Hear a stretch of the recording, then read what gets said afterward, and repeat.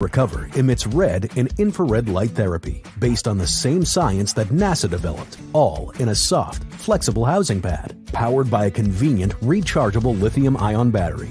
Say yes to science and give your dog the care it deserves with Red Recover.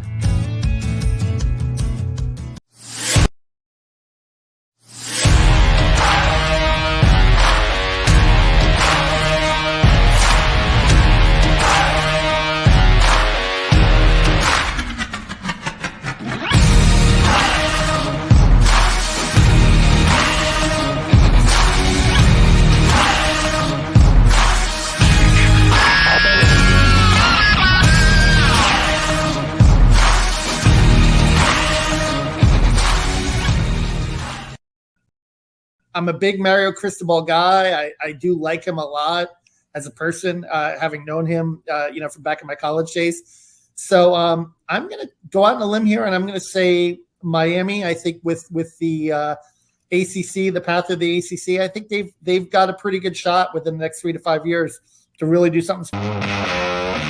It's time to go around the state and find out what's happening on the college football gridiron with some of the best insiders in the state of Florida covering the Canes, Seminoles, and Gators. It's the Sports Talk 305 State of Florida Gridiron Roundtable with Manny Navarro from The Athletic, Ira Schofel from warchant.com, and Kevin Brockway from the Gainesville Sun. Huddle up, Miami, Florida, and Florida State fans. Here's your host, Orlando Alzugari. Good evening, college football fans all around the state. Good evening, gentlemen. Kevin, do you want to walk back that prediction? Yeah, you had to do that to me, didn't you? I was thinking about that all week. Oh, my goodness.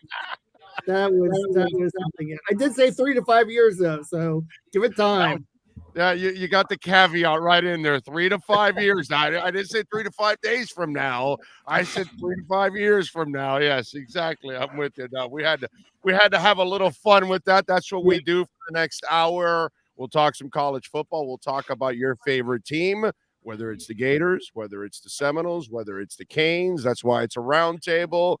And we welcome the gentlemen aboard. Good evening, Kevin, Ira, and Manny. Gentlemen, thank you for joining us once again. Appreciate it. Thank All you. right. Good stuff over the weekend for Florida State, obviously, the win over Boston College. Florida lost to Tennessee, and then Miami, we just saw the lowlights there, which is an amazing thing with Middle Tennessee, 45-31. Let's start off the round table. Let's start off with Florida State. They deserve the headline. They are the undefeated team. They defeat Boston College 44-14. And I got to tell you, Ira, you talked about this last week with Jordan Travis and his development and the West Palm Beach native, 321 yards this past week. You talked about his development. What I'd like to know is how and who. How has he developed? And who has helped him? Because while we were talking about Tyler Van Dyke one week and we're talking about Richardson another week, well, here comes Jordan Travis saying, no. I own the crown in the state as the best quarterback here.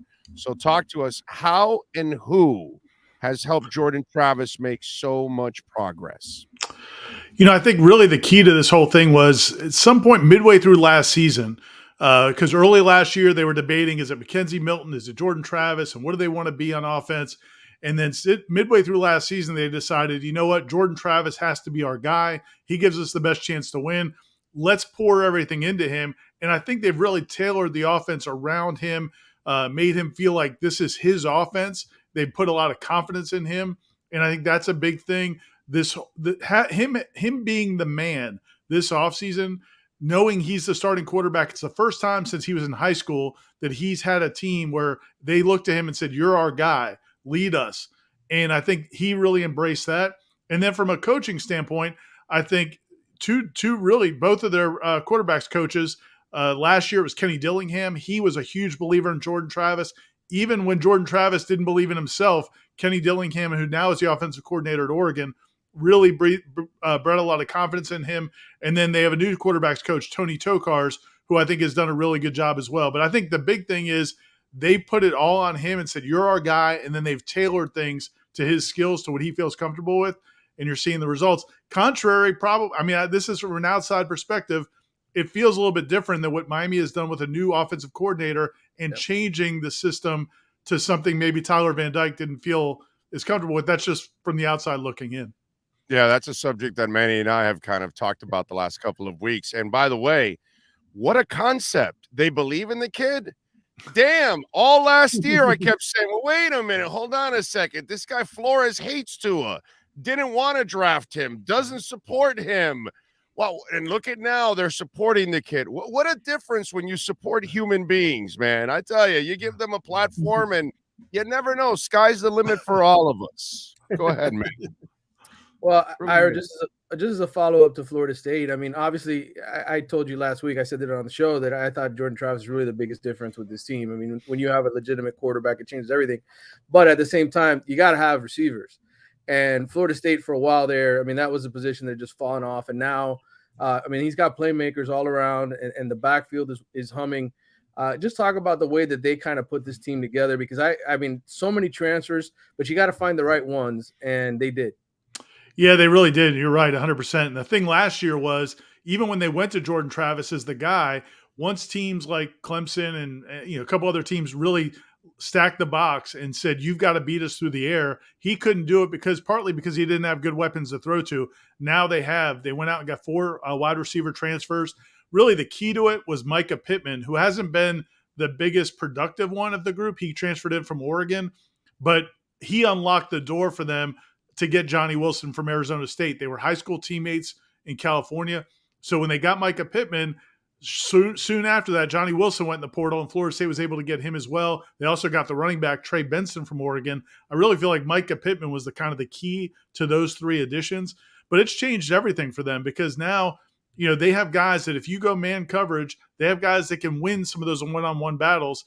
In the last few years, it has been anemic. Even when they tried to take shots downfield, they're throwing them to these 5'9", 5'10" guys with no catch radius.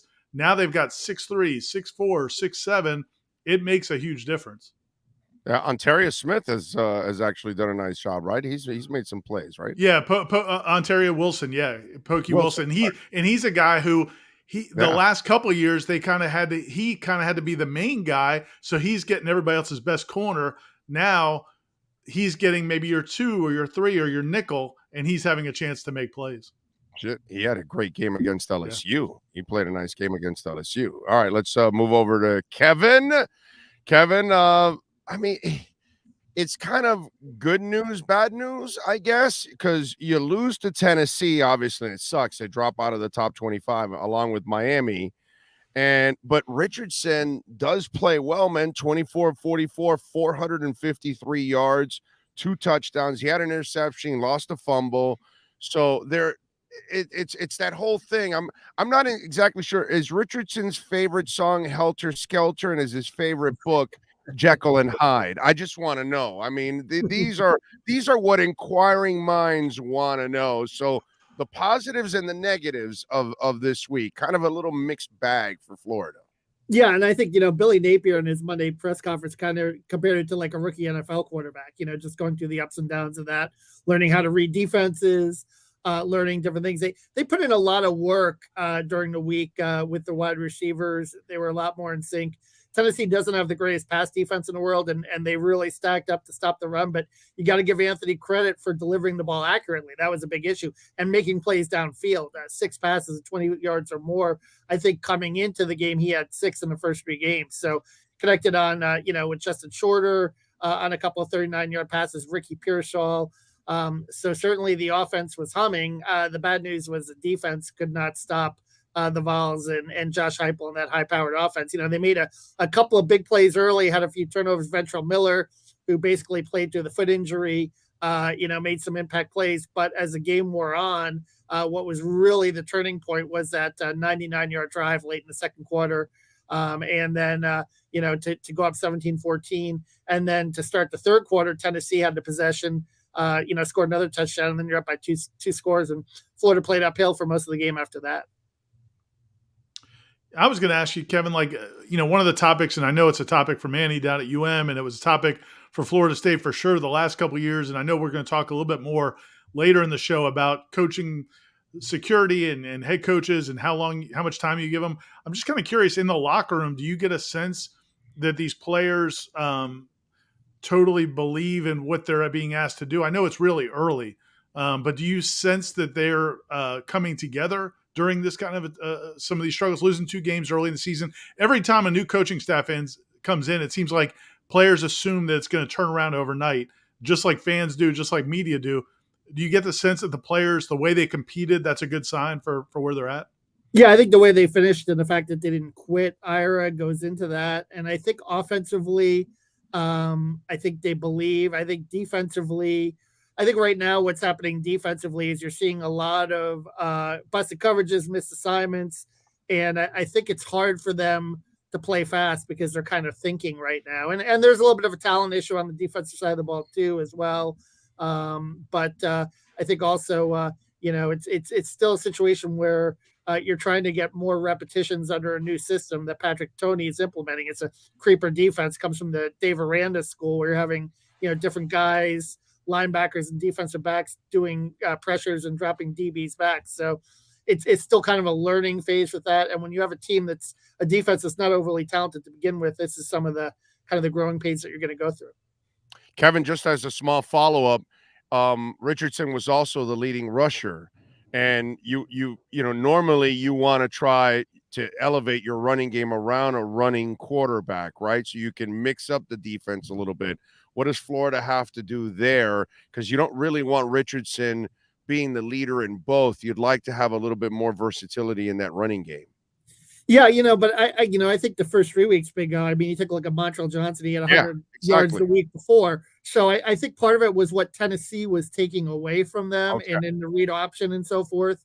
So I think that's going to open back up. I think the run opened up more for Richardson this week because they were taking some of the running backs away. So I think it's going to be a week-to-week thing. But they're going to be careful with Anthony, certainly with the injury history. But I think the main thing is the main takeaway that Florida fans have here is that he looked like he could beat you throwing the football. Anthony could in the future, which did not appear to be the case the first 3 weeks of the season. Yeah, and he'll become even better if the running backs are also in a game like that. One would have been nice to have a running back that was really complimenting him and punishing Tennessee and maybe giving them less chances also and less opportunities. All right, we move on. Manny, I'm sorry. It pains me as much as you do, my brother. We got to talk about this. And so a lot of things that the Canes are talking about, Canes fans, and you mentioned it with me this past week in the postgame show, the player malaise, the thing that's gone on with different coaches, right? And so the question I have for you is, I started to do a little homework, right? And I said, okay, Manny's a first-year guy. Well, Dan Lanning's a first-year guy taking over for Manny, 13 in the country. He's 3-1 right now, wins against number 12 BYU. Washington State and Eastern Washington lost to Georgia badly. Brian Kelly's 3-1 at LSU. Now, New Mexico, Mississippi State, and the Southern Jags, not necessarily great wins all the way across, and lost to, of course, Ira Schoffels, FSU. Joey McGuire's 3-1 with Texas Tech right now. I look around, Mike Elko with Duke is 3-1 right now. Sonny Dykes is 3-0 with TCU right now. Lincoln Riley is 4-0 right now with USC. Now, it's Rice, Stanford, Fresno State, and Oregon State, so it is what it is. Brett Venables now taking over more of an established program, so that one's a little different. But you look around, there are coaches that have first-year titles and have done a decent job of that transition. What is going on for Mario? Why can't he get his players a little bit more in line and playing a little bit more, at least fundamental football? Let's put it that way, because that's what we haven't seen the last 2 weeks. Yeah, I just think Mario's sort of encountering the same thing every other coach at Miami has when they take over, and that's resistance, right? Resistance in the locker room. How much buy-in do they have into whatever system you're going to implement? When Al Golden came in and wanted to run sort of more of a 3-4 scheme and beef up guys like Anthony Chickalo and play him out of position and, have guys sitting 20 yards off the line of scrimmage when they were on the goal line. It was pretty hard to get players to buy in, right? I mean, those defensive players were angry. They were upset that they changed the system on them. I think the issue here is the offense and how much change, Josh Gattis and Mario have implemented, being a run first, line up on 3rd and 1 and run the play everybody in the building is expecting and not playing that fast pace. And so what happens is you don't get the buy-in from the players, right? You go on the road to Texas A&M, you leave a bunch of points on the field in that game, and you come back home, you got a couple of injuries, you got guys out, and now all of a sudden the quarterback has no confidence in the guys he has out there, and it just snowballs. And that's what happened against Middle Tennessee this past week. And I think ultimately here, this is a huge moment for Mario and this program because they had a lot of momentum on the recruiting trail. Okay, they have one of the best recruiting classes in the country, and he's an excellent recruiter. I know he's going to do a good job recruiting here. The problem is I'm really worried with the deficiencies they have on defense that this thing could implode quickly. And Middle Tennessee exposed the issues that they have at cornerback, getting rid of the ball quickly. They kind of put the blueprint out there for everybody else this year to beat Miami, just throw it over the top. I think I got worried earlier today, Tyreek Stevenson may not be back this season. He's their number 1 cornerback. So, I mean, this could get ugly quickly. And I think if they don't fix things on offense, and run a system that the players believe in, and are happy and excited to run, then I think they could really go in the other direction badly here. Yeah, and by the way, saying number 1 corner on the University of Miami football team, that's like, I don't know, valedictorian of summer school or something. I don't know. It's just not something you really want to handle there. Go ahead, Kevin. I'm sorry. No, Manny, I'm just curious about, because you talked about the secondary and the number of big plays given up, and I saw some guys that just looked flat-footed. I mean, is the secondary that bad, or what could be done adjustment-wise to address some of what you were discussing in terms of just giving up so many big plays, in the passing game? Well, I mean, Jamil Adai came here from Georgia, and he's a man-to-man cover guy. That's the system that he wants to implement here. I think Kevin Steele wants those guys to play in that sort of system. They didn't make any adjustments at halftime to go to zone after giving up some big plays in the first half. And I think the reality is kids like DJ Ivey, who've been starting here and playing here for a long time, they've shown it. They'll get beat over the top left and right. They did it against Bethune-Cookman. They did it the second week against Southern Miss. The problem for Texas A&M was they just didn't have a quarterback that could do that, and they didn't have too many healthy receivers. So that's why Miami looked so good against Texas A&M. But like I said, this is a problem that, I mean, they've got to figure this out some way or another, whether it's zone defense, whether it's just dropping 9 guys into – I don't know what they're going to do. But they can't keep playing this man-to-man defense with the guys that they have out there because it's just going to happen every single week. Everybody in the ACC has 1 or 2 guys that can beat you deep, right? I mean, this is why you're in a Power 5 conference. You get 1 or 2 of those guys on each team at the minimum. And that's what's going to happen to Miami here the rest of the season. Teams are just going to try to throw it up, beat them deep, and they're probably going to have a lot of success. My brother, North Carolina's next. I mean – Drake May might be the best quarterback in the ACC, and those receivers are legitimate. So there you go. Yeah, Mac Jones is just like licking his chops. He's going, well, I don't need Manny Diaz anymore to be around. I got the next guy in line. I mean, wow, because they can rack it up. I'm terrified of that game in 2 weeks. And speaking of that, the Miami Hurricanes are off this week. Florida taking on Eastern Washington. What is that like? Is that at Sandals, Kevin? Is that game at Sandals? Is that what it is? Is that where they're holding that game? Anyway, Wake Forest, by the way, that's a nice matchup against Florida State. So that one should be fun. We'll get into all of that in the final segment. We got some interesting topics we want to get into when we come back on the other side. One of them really affects all 3 teams in the state. And all the fans have experienced the same kind of thing. And I think it's a topic that I don't know if we're going to be able to resolve it or answer it, but it is complex. And we'll get into that right here on the State of Florida Gridiron Roundtable on the Sportstalk305 Network. You're listening to the State of Florida Gridiron Roundtable on the Sportstalk305 Network. Subscribe to Big O Radio Show on most platforms. There's no need to drive around South Florida wasting valuable time looking for a new or certified pre-owned Acura. Go to the #1 volume sales dealership in the Southeast United States. Craig Zinn's Acura of Pembroke Pines. Purchase with pace and space in a dealership tailored to your needs. From home buying to providing that personal touch. Contact the 2020 Satisfaction Award winner Craig Zinn's Acura of Pembroke Pines. 888-776-5123. That's 888-776-5123. Or visit them at 15601 Pines Boulevard in Pembroke Pines. Hey guys, this is Hayden Hurst, NFL tight end. I'm partnering today with Red Recover. We're going to run you guys through some drills.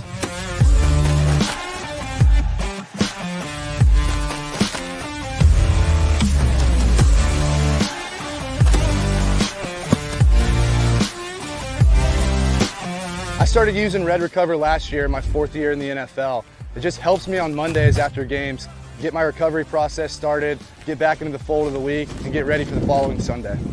If you want to recover like me, use Red Recover.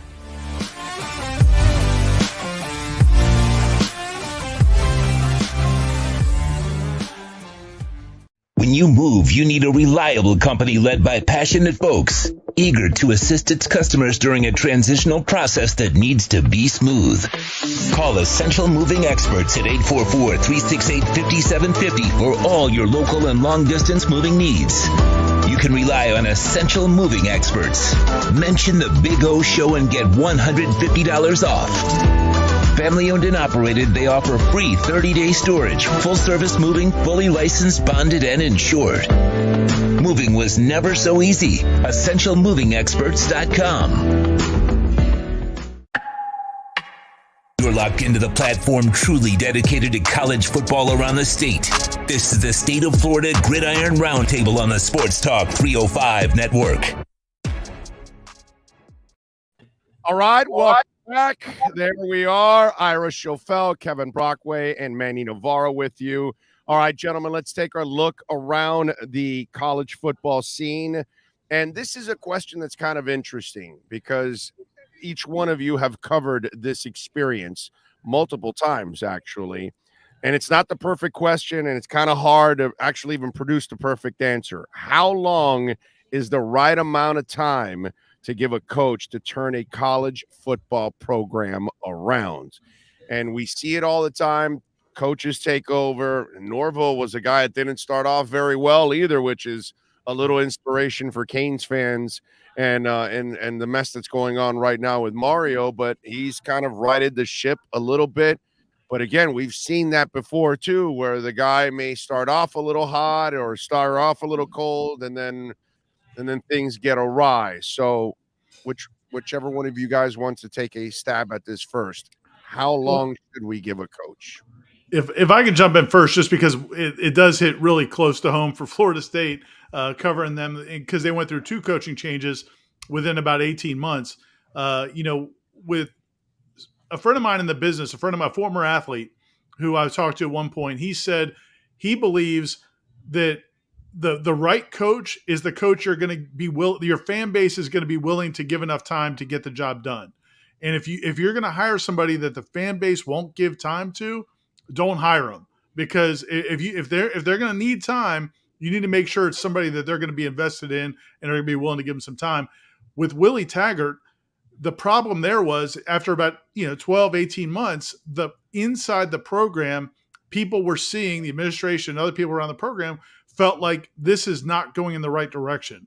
It wasn't necessarily about the wins and losses. Now, ultimately, that loss to Miami at home where they were embarrassed and it wasn't competitive, that was the end of the road for him.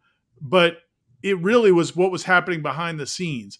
So when Mike Norvell comes in right after that, and the record isn't any better, and you have fans and people on the outside media saying, hey, this guy's record's not any better after 2 years than Willie Taggart, what they were seeing behind the scenes was totally different. They felt like he was changing the culture. They felt like he had buy-in from the players, but it was just going to take some time, and they stuck with him. And now here we're seeing in year 3, we're seeing positive results. So to me, on the one hand, you have to be willing to cut bait if you make a bad hire. They made a bad hire with Willie Taggart. There's a few reasons for that. It's not just him. It's what they let him do with his support staff and some other things.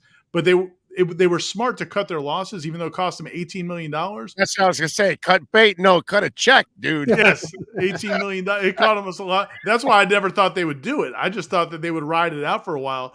But when they did it, and then they got Mike Norvell, look, man, they kind of got lucky because it could have gone sideways with him, and now you're paying off two coaches. So, again, I think it's a tricky situation, and every situation is different. And I did want to say, I thought you were reading out those records from other coaches.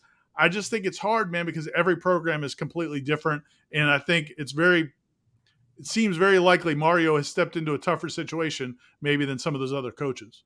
Yeah, no, I'm with you there. I mean, it's just a difficult situation, but it's hard to get a measure. And it all depends. You're right. It all depends on what you step into and where that program is. And at the same time, what kind of changes are you making? How drastic is it from the talent you currently have to what you want to accomplish, which becomes an even bigger hurdle. Gentlemen? Well, I was going to add to that, obviously back in the day, it used to be 4 years, right? Everybody would get a chance to recruit 4 classes.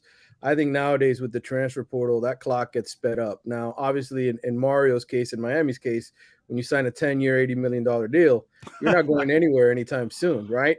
And that's the one interesting thing in college football. As much as, it took Miami to make that kind of commitment to get Mario Cristobal to leave Oregon and come here, I also think, I don't know if colleges are going to continue to do this, right? The big contract to the Michigan State coach, right? Those kind of things where you really put yourself in a dangerous position if things don't work out. And so I don't know. I don't know what the right answer is. I agree with Ira. I think every situation is different depending on the school and what that coach inherits.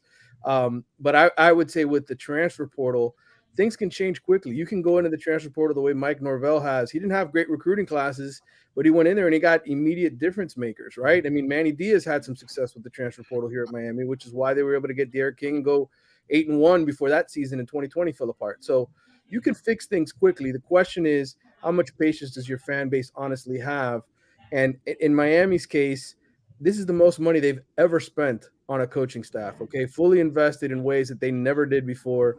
I think, this is going to be a really interesting scenario to watch here the next couple of years because they do need fans to show up. And we know Miami fans only show up for winners. They only show up for big games. They're going to have to pay the bill eventually. So at some point here, if Mario doesn't get some quick results, whether it's this year, next year, the year after, there's going to – you and I have had this conversation, though. I always worry that they might pull some of the money that they're investing into this football program and spend less money on assistant coaches and staff and everything else. By the way, and just a small follow-up for you, Manny, while I no one can argue Mario's a hell of a recruiter, maybe early on we can say, and you just mentioned it right now, Diaz has maybe gotten more out of the portal than he has. Yeah. Diaz even got at himself, Oregon, Diaz got himself. he didn't really do it. So. Yeah. Diaz got himself some studs in the portal is what actually saved his butt at times with some of the players that he got out of that portal that really helped him out. All right, Kevin, what do you think? Well, I think, as fans, all you're entitled to is progress, right? So you want to see progression year to year. I think that's kind of the key with the coach. I saw Urban Meyer at Florida turn around in 2 years, year 2. I would say 2 to 3 years, you have a pretty good gauge if a program is going in the right direction or not.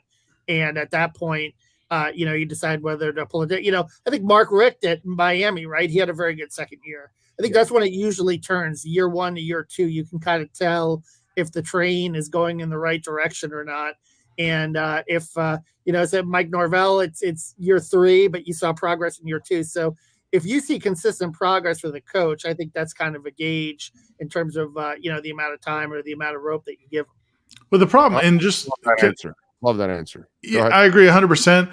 But going back to what Manny said also, and this is what's frustrating for those of us who are a little bit older, is that what Manny was talking about was you used to get the 4 years or 5 years. That was before the big time money. And now it's like everybody says, well, we're giving you all this money, fix it quicker. Well, that the portal.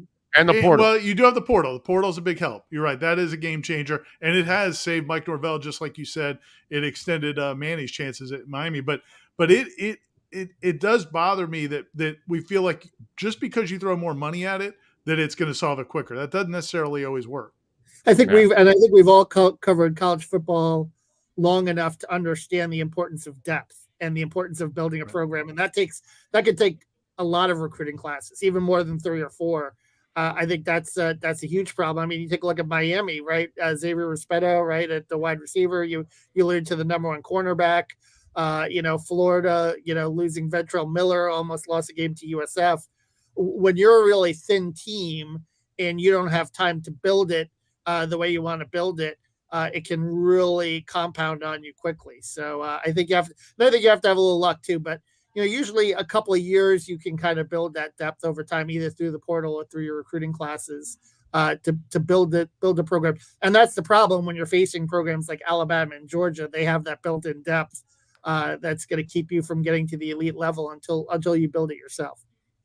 Gentlemen, there's another factor we are leaving out now to the fans is you're paying these players now.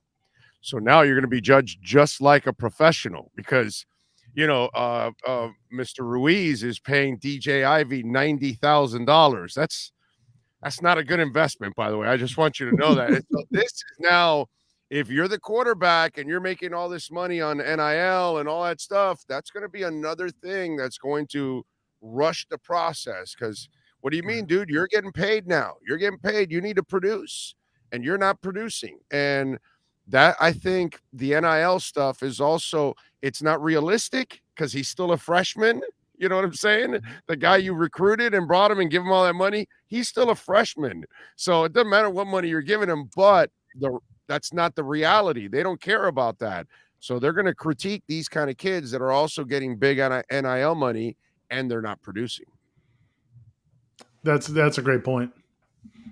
I mean, it's out of control with that NIL stuff. All right, let's go to topic number 2. Texas Tech this week fined $50K. Fans rushing onto the field after a huge win, big time upset. One of the fans ends up shoving a player to the ground and everything. And by the way, kudos to the player. He handled it marvelously because he really could have crushed the kid if he wanted to.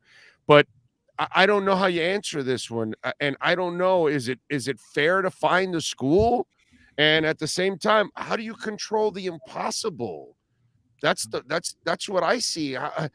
What are you going to do? Build the wall of Montezuma around the whole damn field? I mean, that's the only way you're going to do it. You're going to have to build those tall fences that they build in Latin American soccer, countries because they don't want them getting onto the field. So they build fences that are like 30 feet tall. So how do you stop people from getting onto the field? Is this fair to Texas Tech? Well, I saw this a lot in basketball, Big O, from covering Florida. And it can be a very scary situation when fans rush the court, and they did it quite often, back when I covered Gator basketball during the Billy Donovan era. And I just think you have to find a way. I mean, Florida, Jeremy Foley was kind of the forerunner of the idea of fining some of these schools. It presents a safety hazard. Trust me, it does. When kids can get trampled, there have been stories at the high school level even of kids getting paralyzed. It's a very scary thing. If you've been in that human wave, it's not people think it's fun, it looks good on TV, but with I think with a football crowd, it's a lot harder, obviously, because that's a huge mass of humanity, even compared to a basketball crowd. But you got to find a way, whether it's a tall wall. Or you just don't like to see the schools that really encourage it. And you see some of them that do. And it's usually the Texas Techs of the world beating Texas, right? Because a school like Texas or even a school like, Miami with the championship tradition, they've done it before. But you would like to see at least some of these schools kind of discourage that kind of behavior instead of encourage it. Well, I was going to say that you don't have to worry about it happening at Miami because there's just not enough people in the stands really to make much of a difference. No, in all seriousness, I mean, look, I haven't been in too many situations where fans have sort of stormed the field. We do cover the ACC, Ira and I, and Clemson's the only one that's had any reason to celebrate the better part of the last few years. So I look, it's obviously scary, right, for the kids and what happened at Texas Tech with players shoving a fan down. Don't blame them. I think it could always end up being worse. And that's what I always think about is, man, what happens the day that these fans actually attack a player, right? Because it's one thing to just run on the field in celebration, but what if they get so angry they start wanting to fight with the players or something of that nature? Security just has to be beefed up. There has to be more people working, and I don't think there's enough security, in all honesty. I mean, I've been in a lot of stadiums, and you see a couple of security guards, right? You'll see a nice person standing there. Here's your seat. Sit there, sir. Man, please sit here. Reality is they're not going to stop anybody, right, from getting on the field after the game. So I think it's just the only way you do it is beef up security for the big games and hope that those people do their job. Yeah, look, I see it both ways. On the one hand, I agree with you. Security is definitely the answer. I remember the Florida-Georgia games back when I was in college. We go to the Florida-Georgia game, and I remember one time a few fans ran out onto the field right at the end of the game, and these big state troopers hog-tied these dudes. They grabbed these students, hog-tied them, and put them on the middle of the field like a trophy, and like basically we're telling anybody, does anybody else want to come out here? And nobody else wanted to come on the field after that. So I think that is part of it. But also, man, I do like, and I get Kevin's point and both of your guys' points about the security and the safety, but I also like the passion, man, in those basketball games. When Leonard Hamilton first got to Florida State 20 years ago, they knocked off a couple ranked teams. And there was 2 or 3 court stormings that season, and it got to where we had the students sitting right behind us, and I would make deals with them right before the game was over. I would say, look, give me a second to get my bag and my computer out of the way. I'm going to turn my chair around so you can hop on that and then hop onto the press row and then jump on. Like, I'm fine with you doing it. I just help me get out of the way. Right. And I thought it was a great scene. I think those scenes are awesome, but I also understand, and it's just we've been fortunate that this thing with Texas Tech is probably the most serious thing that's happened. But I mean, yeah, man, something really bad could happen. So I get the idea. But man, I just harken back to like a simpler time when that was fun and safe and it was fun for everybody. I think, that's the problem, guys, that we're in a part in our society now where the freedoms that we all used to enjoy, we didn't abuse them. Right. And so unfortunately now we have too many people that abuse the same kind of freedoms. And instead of, think about it. Hank Aaron hits that home run, and there's a dude running with him to congratulate him. And he meant nothing. And in today's world, that would never happen because you would tackle that dude way before you ever got to Hank Aaron, because unfortunately we have Martina Hingis and we have all these other things that have happened in the recent history now. And it's gotten even more out of control and more. And in colleges now, they have all these sororities, and what's that called? Those rush nights or whatever, when you've got to initiate them. Right.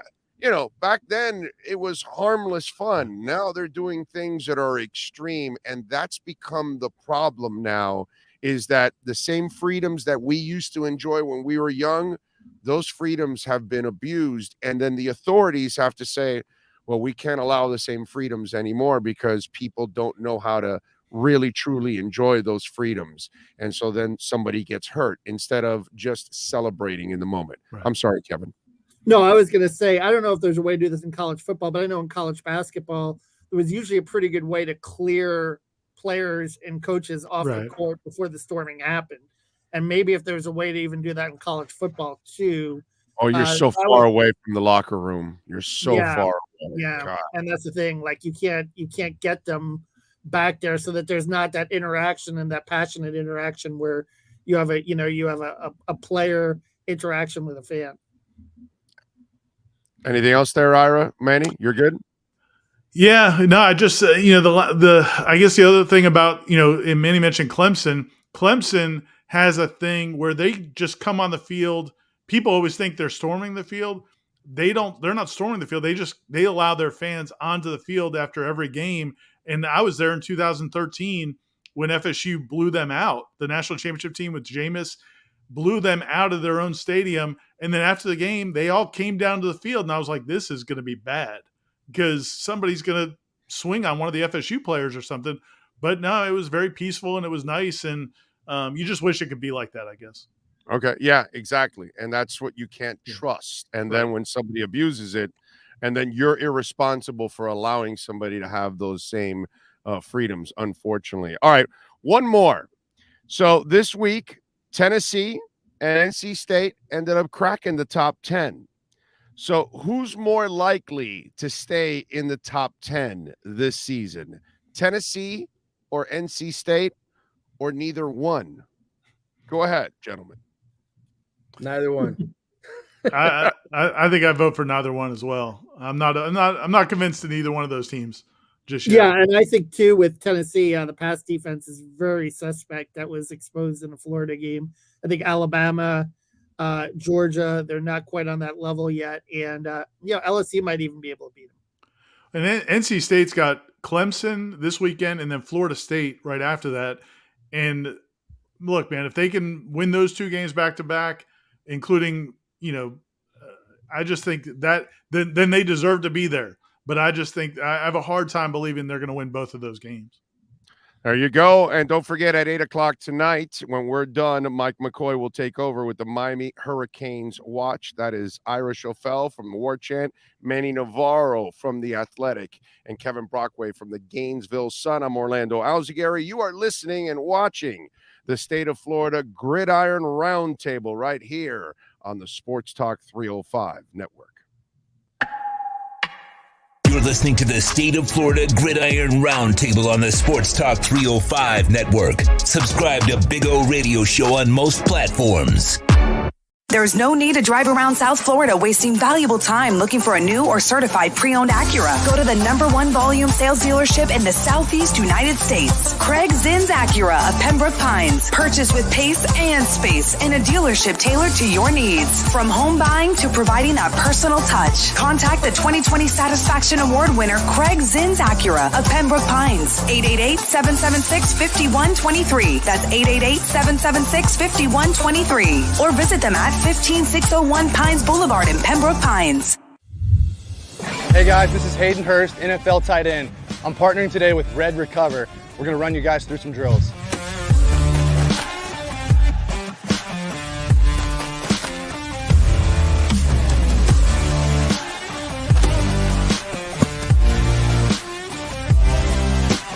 I started using Red Recover last year, my 4th year in the NFL. It just helps me on Mondays after games get my recovery process started, get back into the fold of the week, and get ready for the following Sunday. And if you want to recover like me, use Red Recover.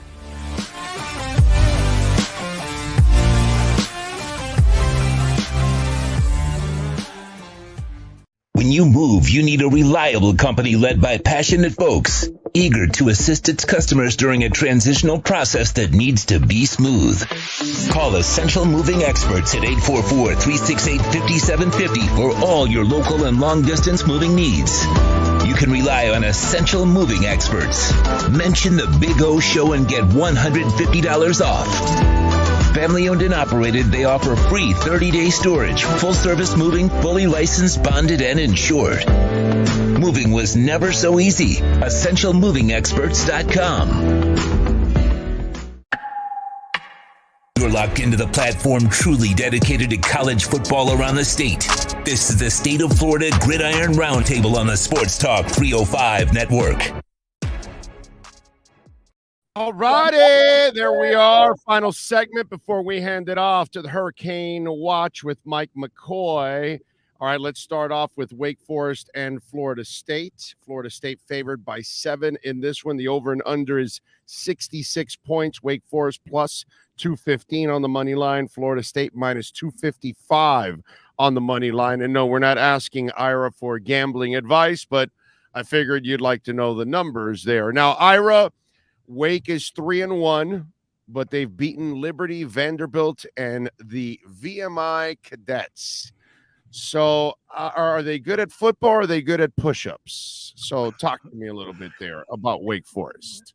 They're really good on offense. I mean, it's pretty much the continuation of what we saw last year where they were one of the best offenses in the country. It's a maddening offense when you look at their running game and the stuff that they do, that slow mesh RPO where it looks like it's in slow motion. They hold the ball. The quarterback, Sam Hartman, holds the ball with the running back for 2, 3, 4 seconds while they're waiting for the defensive line to get out of their gaps. Then he might hand it off and let somebody go, or he'll take a shot down the field.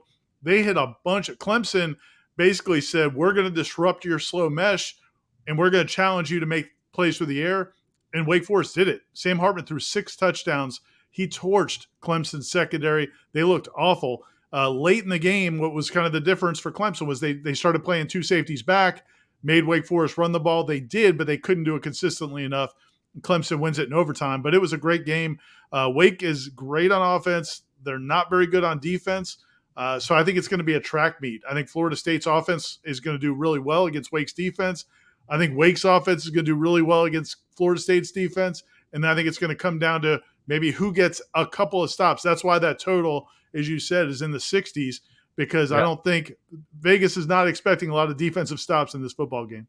I mean, Hartman is 13 touchdowns, 2 interceptions. So the kid's also a smart quarterback. He doesn't make a lot of mistakes. And listen, he also is experienced. And you know what? The moments aren't big for him. And that's pretty cool. You can see it when he plays. Yeah, man, he's a competitor too, because Clemson hit him a bunch in that game. Yeah. They were getting frustrated. They were teeing off on him, and he just got up and kept playing. He's been in the system for 4 or 5 years now. It seems like 10 years. So he knows that offense like the back of his hand. And they're also sneaky athletic at receiver. Like, you don't think of Wake Forest as having great athletes. They came into Florida and got a kid named A.T. Perry, who I don't think any of the big three wanted. And he goes up there and he's a superstar at Wake Forest. They've got a couple other really talented wide receivers. They're not getting the 5-star guys, but they're doing a great job of evaluating those mid-tier guys and then those guys have a chip on their shoulder when they come back to Tallahassee to play. So, man, it's going to be a great challenge for Florida State's defense. And remember, they get smart kids, too, because you actually got to – not for nothing, but they're hitting the books there at Wake Forest. Okay, just sorry. Just going to say it. I mean, but no, it helps when you have kids that are also willing, to understand where they are, what limitations they may have. Those are the most coachable kids that there are out there. Any key injuries in this game that FSU fans should be,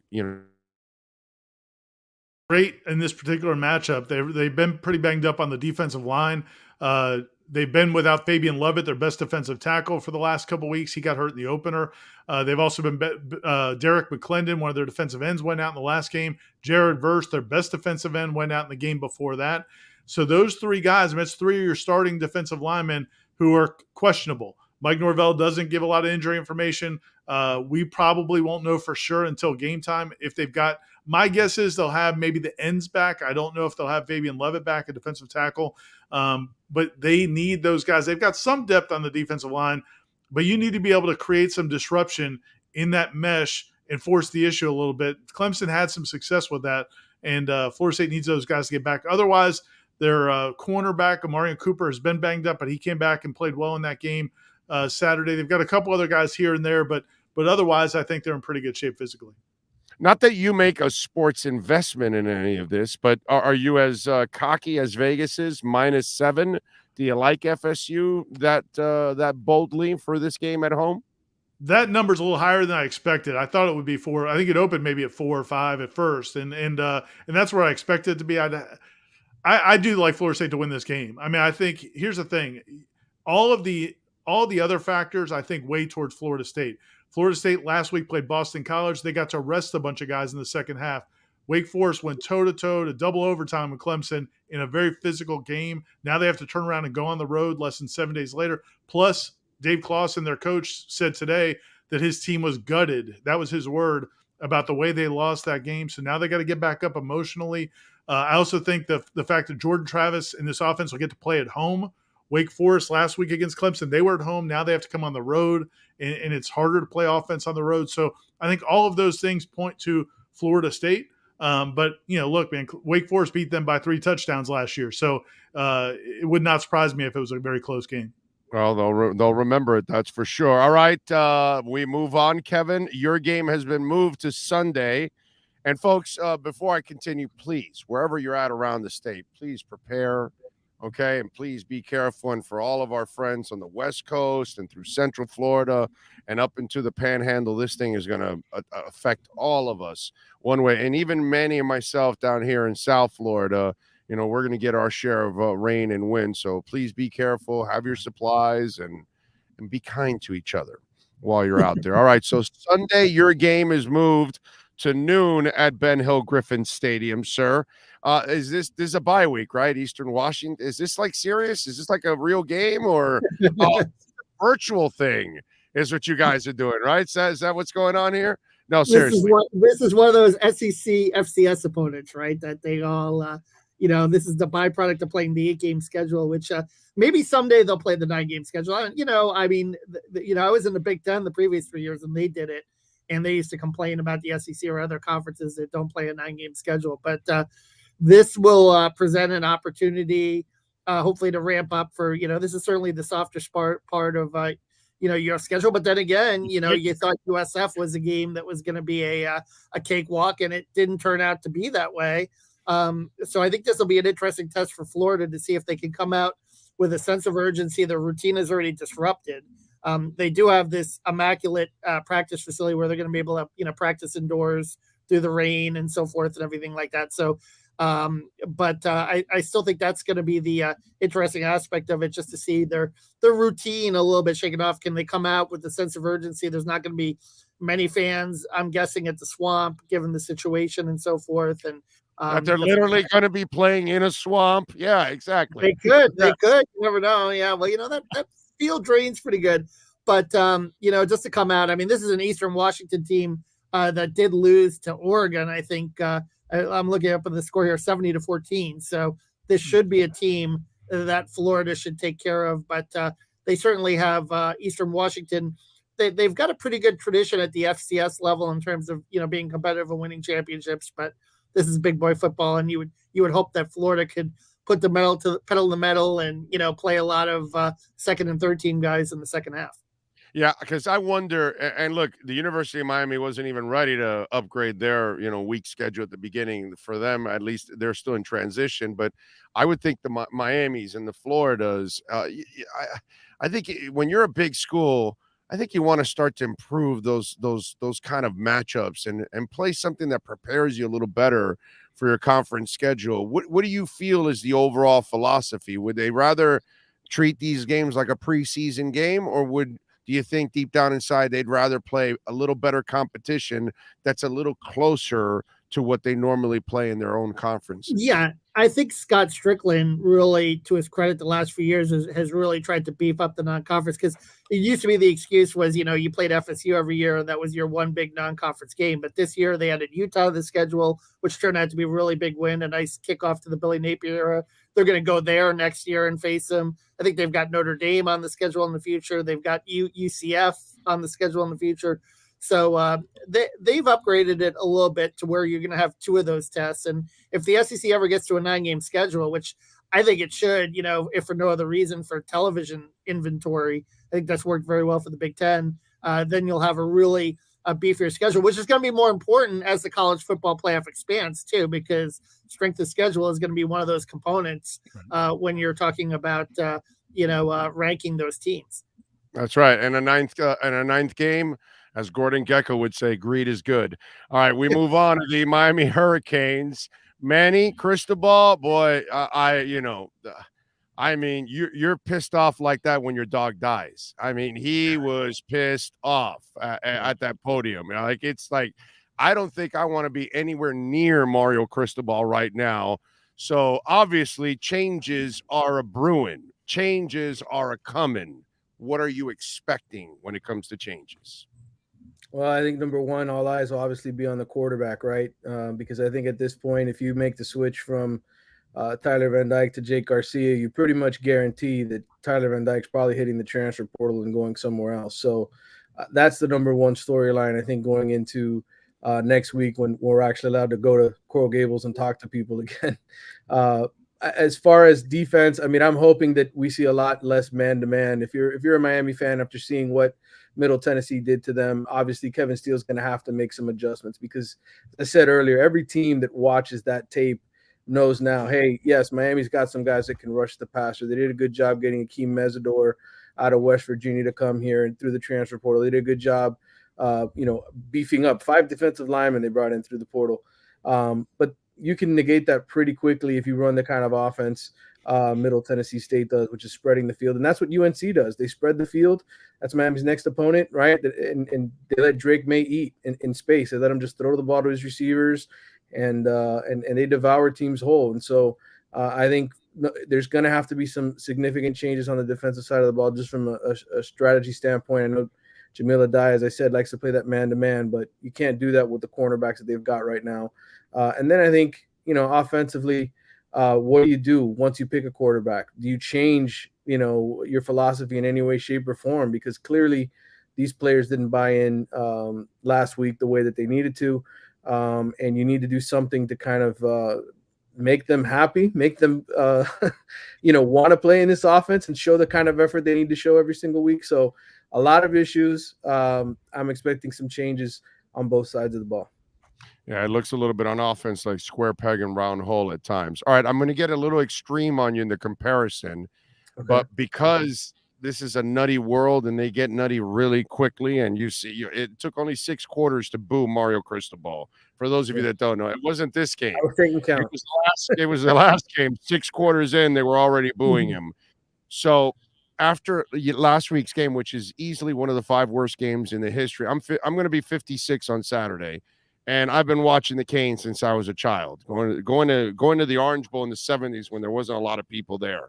Okay, but it was great. I could roll up $3 and give it to somebody at the door, and I'd walk right in. I mean, what do you want me to do, bro? The Orange Bowl was like that. I walked into the 79 Super Bowl with 5 rolled up dollars, just so you know that. Anyway, so as I digress, I owe the Orange Bowl a couple bucks in ticket money. Anyway, you ain't the only one. Yeah, I know. You ain't the only one. Yeah, so I'm looking at that game, and it's a disaster. It is you got thumped and dominated by Middle Tennessee State. You got manhandled by them. And I'm thinking Jimmy Johnson, 84. He finishes the season 8-5. Yeah. He has the Frank Reich comeback at 42-10. I looked it up now. I looked up all the information. By the way, for you UM fans, back in the day, 31,000 in that game. You weren't packing it in either. Anyway, so they lose to Boston College right after that. Hail Flutie. And then January 1st, they get thumped by UCLA, and Steve Bono, by the way, was the quarterback, if anybody remembers that. A Chiefs fan out there remembers Steve Bono, and San Francisco, by the way. He was there too. So by the end of that season, that was Jimmy's first year. And everybody was like, they were writing, Miami News was still in business, the Herald, the Sentinel, and they were all writing articles like, who is this guy from Oklahoma State, this, that, all that. And Jimmy was an unknown compared to Mario, who's a known. But it was that watershed moment for him, okay? Is that kind of building up for Mario in a way at the same time? Like, people are wondering, like, is it the right guy, or are they still reserved around them and saying, okay, no, he'll figure this thing out? Well, I mean, I think you talk to people in Miami's administration, I think certainly there's a lot of apprehension, right? Because this wasn't supposed to happen anymore. They're not supposed to lose to these kind of teams anymore, at home nonetheless. And so I think there is, some real concern on that part with the amount of money that they're spending. But I think once we all realize that, part of the issue at Miami at its core is recruiting, right, and getting the right kind of players in the building, and not guys who are sort of selfish or just thinking about themselves. Once Mario is able to get his guys in the building, the guys that he knows, and he goes out there and recruits, I think things will start to change. I think the issue is it's going to be a while. And I think Miami fans, we all just assume because Tyler Van Dyke was back and that this offense had as much success as they did over its last 6 games, that, okay, better coach, more coaches, right? More experienced coaches. They're just going to come in and change things. And I think we all forgot that really, when you go back and you observe the last 3 years of Canes football, pretty bad outside of when De'Aaron King came to life, and pretty bad outside of when Tyler Van Dyke came to life. They've basically ridden a hot quarterback to all of their success the last 2+ seasons. And so I think, this is a very interesting time. I think if you're a Miami fan, you hope Mario Cristobal's way prevails and he gets the players in here that he needs that are going to operate the way he wants them to operate, instead of showing the resistance they showed last Saturday. Hell of a job for Mario, man. He's got a lot of work ahead. That is Manny Navarro from The Athletic, Ira Schofel from warchant.com, and Kevin Brockway from the Gainesville Sun. Sean Stanley, by the way, Chad Show producing this program. Coming up, it's Mike McCoy and the Miami Hurricanes Watch. We thank you for tuning in. Please subscribe to the platform. If you missed portions of this program, you can rewind and check it out. Or, of course, you can check out the podcast after Sean and Chad post it. This has been the State of Florida Gridiron Roundtable on the Sports Talk 305 Network. You've been listening to the State of Florida Gridiron Roundtable on the Sports Talk 305 Network. This program is mastered by Sean Stanley and Chad Shope. Make sure to subscribe to the Big O Radio Show on all platforms. Thank you for supporting us.